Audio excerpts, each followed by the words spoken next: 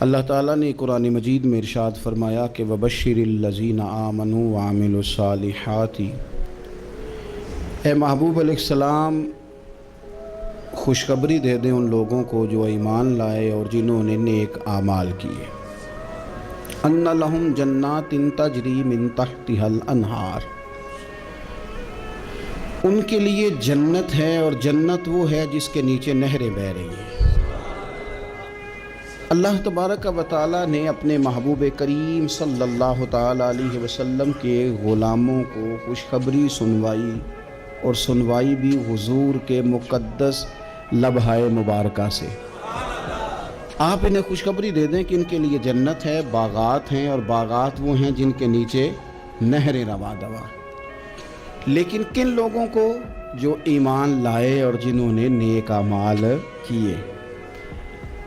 کچھ نہ کچھ انسان کو نہ عمل کرنا چاہیے۔ وہ جو عمل ہے نا، کوئی بندہ اپنے عملوں سے جنت میں نہیں جائے گا، جنت میں خدا کے فضل سے جائے گا۔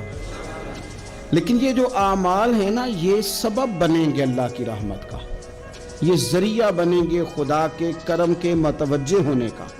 جب ہم نیک اعمال کریں گے تو اس عمل کی وجہ سے رحمت ہوگی، اور وہ رحمت ہمیں اللہ کے قریب بھی لے جائے گی، اور اس رحمت کی برکت سے رب جنت بھی عطا فرمائے گا۔ ہمارے ہاں یہ ہوتا ہے کہ ہم زیادہ تر چیزوں کو تقریر سننے کی حد تک لیتے ہیں، اچھی نصیحت کا لطف ضرور حاصل کرتے ہیں، اچھے جملے کو اپنے دل میں اس کی فرحت ضرور محسوس کرتے ہیں، لیکن عمل کی طرف نہیں بڑھتے۔ اس کا نقصان یہ ہوتا ہے کہ یہ معاذ اللہ ایک باقاعدہ شعبہ بن جاتا ہے کہ میں نے بڑی خوبصورت تیار کر کے تراش خراش کر کے بات کرنی ہے، بڑی عمدہ کرنی ہے۔ اچھے ادیب تو پیدا ہوتے ہیں، اچھے خطیب، اچھے واعظ، اچھے سننے والے، داد دینے والے تو پیدا ہوتے ہیں، لیکن اگر عمل کا شوق نہ پیدا کیا جائے تو پھر باتیں نشستن گفتن برخاستن تک رہ جاتی ہیں، اس کا لطف نہیں آتا۔ پھر تو تقریریں ہو رہی ہیں، ہوتی ہیں اور ہوتی رہے گی۔ نتیجہ کیا نکلا؟ جو آدمی کہتا ہے میں اتنے سالوں سے تقریر سن رہا ہوں، تو سوال یہ ہے کہ بھئی اتنا سننے کے بعد تم سنورے کتنا؟ سننے کا ایک ہی مقصد زندگی میں آپ سمجھ لیں کہ سننے کا مطلب سنورنا ہے، اور اگر آپ نے خیر کی بات سنی اور آپ سنورے ہی نہیں، میں آپ کو دعوت فکر دیتا ہوں۔ نبی پاک صلی اللہ تعالیٰ علیہ وسلم نے ارشاد فرمایا، ایک عورت تھی، طوائف تھی، ساری زندگی اس کی گناہوں میں گزری معاذ اللہ، پھر وہ ایک کنویں کے پاس سے گزر رہی تھی، ایک پیاسا کتا اس نے وہاں پیاس سے تڑپتے سسکتے دیکھا، اور پھر اس نے اپنے جوتے کو لٹکا کر اپنے دوپٹے کی مدد سے یا جیسے اس سے ممکن ہو سکا اس نے پانی نکالا، کتے کو پلایا، اللہ نے اس کی بخشش فرما دی۔ آپ ماشاءاللہ ہزاروں میں لوگ ہیں، آپ نے بڑی جلدی مجھے یہ بتانا ہے، یہ حدیث آپ نے پہلے بھی سنی ہوئی ہے نا؟ میرا خیال ہے کوئی بندہ نہیں رہا جس نے نہ سنی ہو، سنی ہوئی ہے نا ہم نے الحمدللہ۔ اتنے سارے بندے جو یہاں موجود ہیں انہوں نے سنی ہوئی ہے، تو ظاہر ہے امت مسلمہ میں جتنے لوگ ہیں ڈھیر ساروں نے یہ بات سنی ہوگی۔ لیکن میرا سوال یہ ہے، میں سڑکوں پہ روڈوں پہ سفر کرتا ہوں، ہم نے یہ حدیث درجنوں بار سنی کہ طوائف نے کتے کو پانی پلایا تو اس کی بخشش ہو گئی، لیکن حال یہ ہے کہ سڑک پر کسی گاڑی سے ٹکرا کر اگر کوئی کتا مر جاتا ہے، اب مر ہی گیا ہے، گاڑی والا، موٹر سائیکل والا، پجارو والا، بس والا کوئی اتنی جرت نہیں کرتا کہ لکڑی کے ساتھ، رسی کے ساتھ ہی پکڑ کے اسے سائیڈ پہ کر دے۔ اس سڑک پہ مرا ہوا پڑا رہتا ہے، یہاں تک کہ گاڑیوں کے ٹائروں کے ساتھ اس کا گوشت لگ لگ کے سڑک صاف ہوتی ہے۔ اس محبوب کے ماننے والے جس محبوب نے بتایا کہ طوائف نے پانی پلایا تھا، اور ہمیں سمجھ بھی آ گئی اور حدیث پڑھ بھی لی اور سن بھی لی، پھر اس ملک کی جو مسلمانوں کا ملک ہے اس کی سڑکوں پر مرے ہوئے کتوں کو اٹھائے بھی کوئی نہ، اور زخمی کتا زخمی ہو ہی گیا ہے، اب اسے سڑک سے سائیڈ پہ ہی کر دیا جائے کم از کم، تاکہ اس کی اگر جان باقی ہے تو بچ جائے۔ تو پھر مجھے بتاؤ نا میرے دوستو، ہم نے کس لیے تقریریں سنی ہیں، کس لیے خطبے سنے ہیں؟ واعظ و نصیحت کی مجالس کا مطلب ہم نے کیا سمجھا ہوا ہے؟ تقریر، تحریر، تصنیف، اچھی گفتگو، اچھا جملہ، اس کا معنی ہم کیا سمجھتے ہیں؟ تو آج جو خوبصورت گھڑیاں شب برات کی صورت میں ہمیں نصیب ہونے جا رہی ہیں، اس سے پہلے اپنے دل میں یہ ارادہ کرو کہ رب کریم نے ہمیں جتنا دین کا فہم دیا ہے، سمجھ دی ہے، علم دیا ہے، ہم ارادہ کرتے ہیں اب ہم صرف سنیں گے نہیں، पढ़ेंगे नहीं, सिर्फ बयान ही नहीं करेंगे, हम अमल भी करेंगे।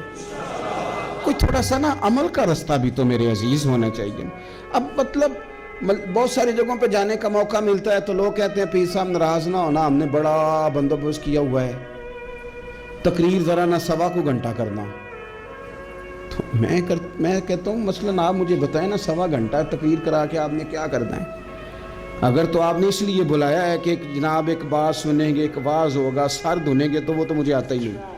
तो मैं तो मुख्तसर बात करूँगा और उतनी करूँगा जिसकी ज़रूरत महसूस करूँगा। लंबी चौड़ी तकरीरों का क्या मतलब है? हम क्या चाहते हैं सिवाय इसके कि जनाब बात बड़ी अच्छी कानों को लग रही है, मज़ा बड़ा आ रहा है, तो आपने लिया क्या? नतीजा क्या निकला?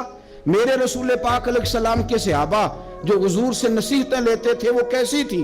हज़रत अब्दुल्ला बिन बुसर रज़ी अल्लाह तआला अन्हु हाजिर बारगाह हुए, आके अर्ज़ की या रसूल अल्लाह सल्लल्लाहु अलैहि वसल्लम, मैं आया हूँ सोने, पता नहीं दोबारा आ सकूँ कि ना आ सकूँ। हुजूर पता नहीं मौका मिले ना मिले, एक बात मुझे बता दें, मैं उस पर अमल करूँगा, मेरी ज़िंदगी भी बन जाए और आखिरत भी बन जाए।